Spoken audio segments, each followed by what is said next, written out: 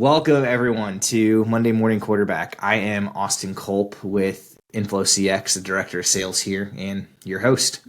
This is the only podcast where we go through recent customer experiences that our guests are having, break them down, break down the game film, if you will, and talk about, possible ways to help those organizations improve their overall customer experience. So really excited to be joined today by Cameron Halstead, Enterprise AE here at InflowCX. And Cameron, I understand you've had a recent experience that you thought would be fitting for the show. And so would love to, pick your brain and hear what's been happening and see if we can come up with some good solutions. Austin, thanks so much for having me. Yeah, this most recent story right here really kind of grinded my gears a little bit. So I'm going to leave the customer names out of this, but I have a credit card with one of the largest train operators here in the United States, and that credit card is serviced by one of the largest banks in the Midwest. And I just got my most recent statement from them detailing out, okay, you owe this much and payment on this term, and here's your credit rate and everything like that. And so I did have some additional questions for the rep. So I ended up calling into their contact center system. And it's really interesting because this is like one of the main areas of secret shopping when you're going out there. You kind of see what other people's tech and what their workflow is like. And so I'm going through their IVR, and, you kind of think everybody has a virtual assistant by this day and age, but they rolled out the prompts to me, press 1 for this, press 2 for that. I wasn't really finding anything that aligned with what I was looking for from that. So I kept on saying agent, and I kept on saying credit card. And it just, the system looked at me like I was stupid, across the other side. And I was like, wait, what is going on here?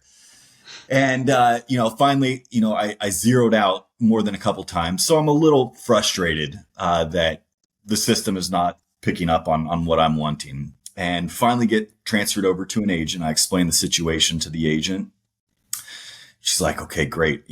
I can't help you with that. I need to get somebody else on the line in another department. So now I'm waiting on hold again. And I think I've burned maybe 15 minutes. So it doesn't sound like a lot of time, but you're busy about your day. And so the next agent comes on the line, and she says, okay, well, Mr. Halstead, it's this, and this. And I said, okay, great. Looking at the clock as it's ticking up to 16, 17 minutes now. And she was able to resolve that issue for me. But I was just really kind of left at a point where, okay, there are a lot of better ways that this could have been handled.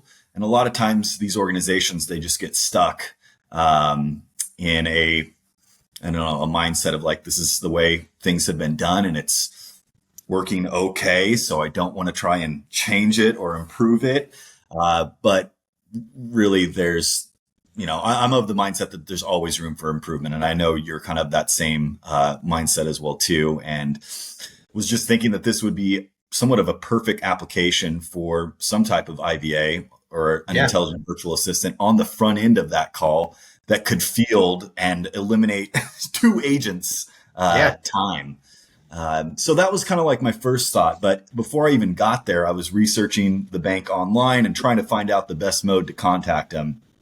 And I clicked on the contact us page right there, and it was a list of about 12 or 13 phone numbers for every single department at the bank.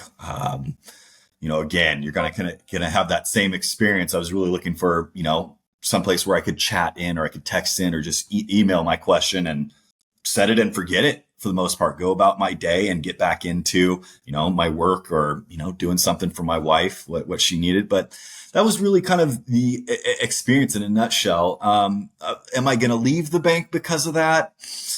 I don't think so, but it was eye-opening to see some old tech still in place out there. Yeah, for sure. Look, I think from the business standpoint, a couple things, right? One, you never want to put your customers in a spot where they're even thinking, hey, because of this customer experience, I'm considering even leaving, right? That thought's in my mind.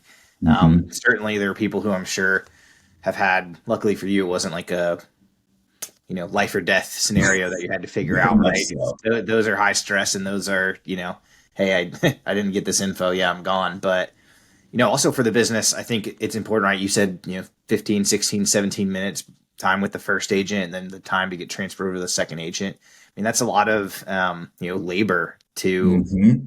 deal with something, to your point, that could just be automated by an IVA on the front end. And look, if you have customers, they go through an IVA and IVA determines I just either don't understand or I cannot help with this issue, then sure, pass it off to an agent. But we see really high deflection rates from from end customers with our customers, where most issues nowadays can be solved with an IVA type solution. And so I think that's a really good point. The other one you brought up is paramount for me when starting a new relationship, not necessarily who I'm doing business with today, but if I'm going to bring on a new service, there's got to be omni-channel for me, because like you said, right, you're in your workflow. I'm in oftentimes back-to-back meetings all day, and it's hard for me to call into a traditional 8 to 5 call Yep. center and have the time to just do that. And so oftentimes I enjoy working with brands that allow me to send a text and then agent can send me a text back or chat or email or something. So that way, if I'm, in a meeting, that I can, multitask in, not something like this, but if I'm in a meeting where I've got to be there, I can't, I can't miss it. But I also have that, flexibility to still work and get my issue solved. That's great. And oftentimes too, I've seen instances where calling in just doesn't make sense. You're in a noisy area, or maybe you're on your way home and you don't want to confirm sensitive information like a social security number or something like that.